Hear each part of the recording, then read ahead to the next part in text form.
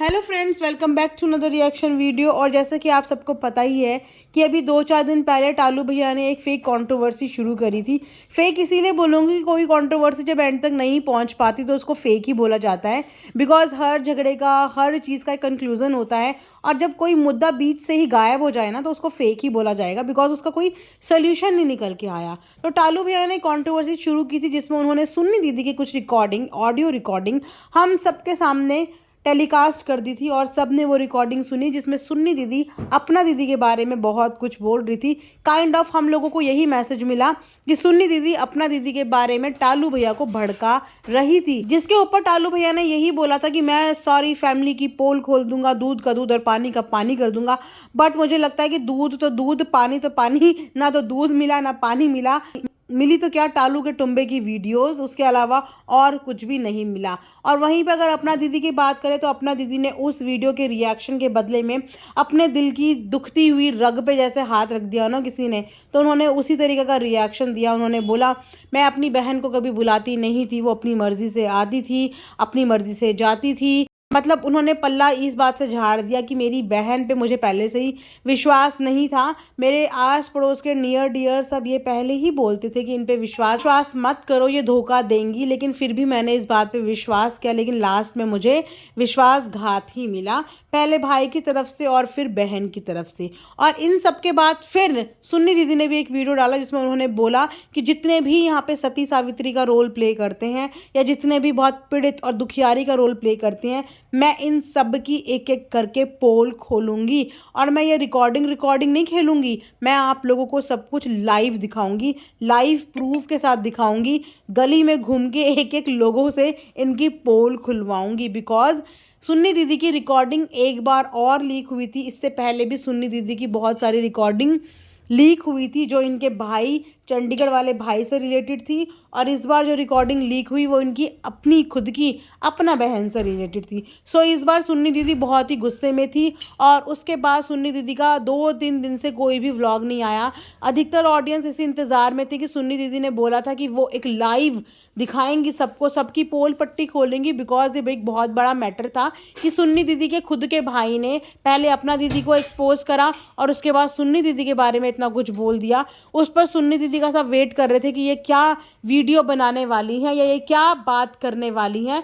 But 2-3 दिन तक कोई भी व्लॉग नहीं आया। और रही बात टालू भैया के रिएक्शन की, तो टालू भैया ने अपना एक कुंबा स्टार्ट कर दिया और वो वीडियोस बनाने लगे। और रही बात अपना दीदी की, तो उन्होंने अपनी सूट की सेल शुरू कर दी। मतलब तीनों भाई बहन एकदम साइलेंट बैठ गए। तो हम लोगों ने सोचा चलो मैटर सॉर्ट आउट हो गया, सॉल्व हो गया। बिकॉज अल्टीमेटली हम लोग खुद भी यही चाहते हैं कि सारी फैमिली खुशी से रहे, ताकि हमें भी रिएक्शन देने में एक मज़ा आए। मतलब इंटरनल पर्सनल मुद्दे हम खुद भी नहीं चाहते कि बात करें, लेकिन जब ये लोग व्लॉग पे पब्लिक कर देते हैं तो हमारी भी एक मजबूरी बन जाती है, क्योंकि ऑडियंस हमसे भी अपडेशन की उम्मीद रखती है कि हम भी किसी चीज़ के बारे में अपडेट करें। बट आफ्टर 2-3 डेज के लॉन्ग टाइम के बाद आज अभी कुछ आधे घंटे के पहले सुन्नी दीदी का एक व्लॉग आया जिसमें उन्होंने ये बोला, और टाइटल भी व्लॉग का यही था कि मिली धमकी। अब वो धमकी किससे मिली, वो धमकी क्या मिली, वो पूरे व्लॉग में उन्होंने नाम तो नहीं लिया कि उन्हें पर्टिकुलर किस बंदे से धमकी मिली। बट उन्होंने ये क्लैरिफाई किया कि मेरे पास बहुत सारे फ़ोन आ रहे हैं, मेरे को धमकियां मिल रही हैं कि तुम बड़ी बहन हो, बड़ी बहन का हवाला दिया जा रहा है कि किसी की भी प्रिवेसी ना लीक करो, किसी के भी बारे में ना बात करो, किसी के लिए भी कुछ मत बोलो। और अगेन वो बड़ी बहन का फ़र्ज़ निभा रही हैं जैसे वो पहले निभाती थी।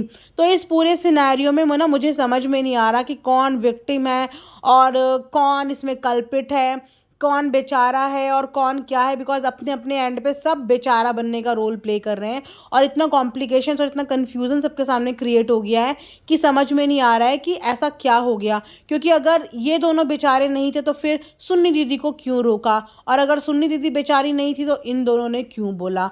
तो इतना कॉम्प्लिकेशंस के तहत सुन्नी दीदी ने सिर्फ एक बात बोली कि मैं बहुत कुछ बोल सकती हूँ, मेरे पास बहुत सारे प्रूफ्स हैं, मेरे पास बहुत सारी रिकॉर्डिंग है, लेकिन मुझे इन चीज़ों से बस यही समझ में आया कि जिस चीज़ के लिए ऑडियंस थोड़ा सा खुश थी कि चलो और कुछ नहीं, बट बहन बहन का रिश्ता अच्छा हो गया है, बहन बहन के बीच में प्यार बन गया है और अब ये प्यार हमें देखने को मिलेगा। बट नहीं, वो प्यार अब नहीं रहा। हमें सिर्फ एक चीज़ लगती थी, चलो भाइयों ने अपना अपना पल्लड़ा झाड़ दिया, अपनी अपनी फैमिली चूज़ कर दी, अपना फेम चूज़ कर लिया, बट दोनों बहनें एक दूसरे के साथ हैं। लेकिन अब बहन बहन का रिश्ता भी आपस में बिल्कुल टूट चुका है। एंड थैंक्स टू टालू भैया कि उन्होंने ये सब चीज़ें करी। उसके बाद भी टालू भैया ने ये स्टेटमेंट दिया था कि मैं बिल्कुल नहीं चाहता कि दोनों बहनों के बीच में झगड़ा हो, बट माय डियर टालू भैया, झगड़ा तो हो गया और झगड़ा तो होना ही था, बिकॉज सामने वाले के लिए ये शॉकिंग चीज़ थी कि उनकी खुद की बहन इस बारे में क्या बोल रही है। भले ही वो किसी और कॉन्टेक्स्ट में बात कर रही हो, भले ही वो किसी इन्फॉर्मेशन के बारे में बात कर रही हो, वो सिर्फ बता रही हो, लेकिन जब पब्लिक इस चीज़ को सुनती है ना, तो वो किसी अलग ही जोन में सुनती है। और अभी भी सुन्नी दीदी ने यही बोला कि इसने पूरी की पूरी रिकॉर्डिंग नहीं चलाई, बट टालू भैया के लिए बहुत कम बोला गया और उससे कई ज़्यादा बोला गया अपना दीदी के बारे में, क्योंकि अपना दीदी ने अपने व्लॉग में ये स्टेटमेंट दिया था कि मैं इन्हें कभी भी नहीं बुलाती थी, ये अपनी मर्ज़ी से आते थे, मैंने राखी में भी इन्हें नहीं बुलाया और ये अपनी मर्ज़ी से आए। वैसे ये अपना दीदी के थोड़े से हार्श कमेंट्स तो थे और उस पर सुन्नी दीदी ने यही बोला कि मैं राखी पे भी ये सोच के गई थी कि हम मुस्कान के पास हमेशा जाते हैं और वहाँ पे तनु भी अकेली होती, तो चलो उसको भी थोड़ा सा मेंटल पीस के लिए उसको भी थोड़ा सा अच्छा लगेगा। बिकॉज उस समय ना थोड़ा ताज़ा ताज़ा सा कुछ सिचुएशन हुई थी, मैं भूल गई, उस समय भी कुछ मैटर हुआ था जिसके तहत अपना दीदी बहुत अपसेट थी और इसी चीज़ को थोड़ा सा सपोर्ट करने के लिए सुन्नी दीदी वहाँ पे गई थी और उन्होंने ये सब चीज़ें बोली कि मैं तो फिर भी वहाँ पे गई, एक बार नहीं, दो बार नहीं, कई बार गई। और आपने देखा होगा कि व्लॉग भी कोई इतना ज़्यादा शूट नहीं हुआ था कि वहाँ पे जाके सिर्फ व्लॉग बनाओ, कुछ छोटी मोटी सी क्लिप्स ही वहाँ पे शूट हुई थी। लेकिन वो अपनी बहन का मोरल बूस्ट करने के लिए गई थी, क्योंकि उस समय पे पब्लिक का भी बहुत ज़्यादा प्रेशर सुन्नी दीदी के ऊपर था। पब्लिक बोल रही थी कि आपको अपना दीदी के पास जाना चाहिए, जाना चाहिए, तो वो सब चीज़ें छोड़ के अपना बड़ा दिल करके वहाँ पे चली गई।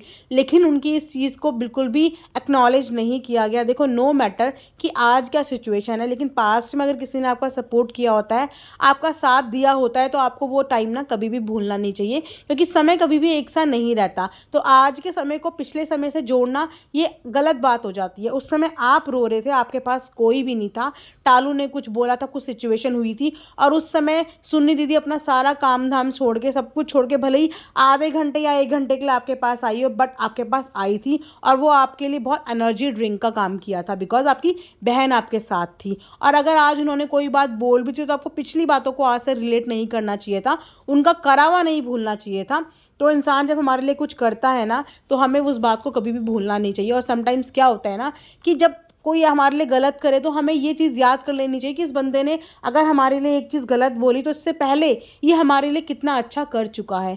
बस यही प्रॉब्लम होती है और रिश्तों में यही दिक्कत होती है कि हम ये करा हुआ याद रखते हैं कि आज इसने हमारे लिए क्या कर दिया, बट हम ये हमेशा भूल जाते हैं कि पास्ट में इस बंदे ने हमारे लिए क्या क्या नहीं किया है। अगर बंदा अच्छी चीज़ों को याद करने लग जाए ना, तो बुरी चीज़ें कभी भी किसी भी रिश्ते पे हावी ना हो और कोई रिश्ते बिगड़े ही ना। बिकॉज इंसान गलतियों का पुतला होता है, हर इंसान से गलतियां होती है, तो गलतियों को माफ़ करने वाला बनो। अच्छे टाइम को याद करो, उस समय को याद करो जब आपके पास कोई नहीं था और सामने वाले ने आपका साथ दिया था, और गलतियों को माफ़ करना सीखो। बड़े दिल की तरह, इंसान उम्र से ही बड़ा नहीं होता कि अगर आप उम्र में बड़े हो, आप ओहदे में बड़े हो, तो आपको हमेशा बड़प्पन ही दिखाना है।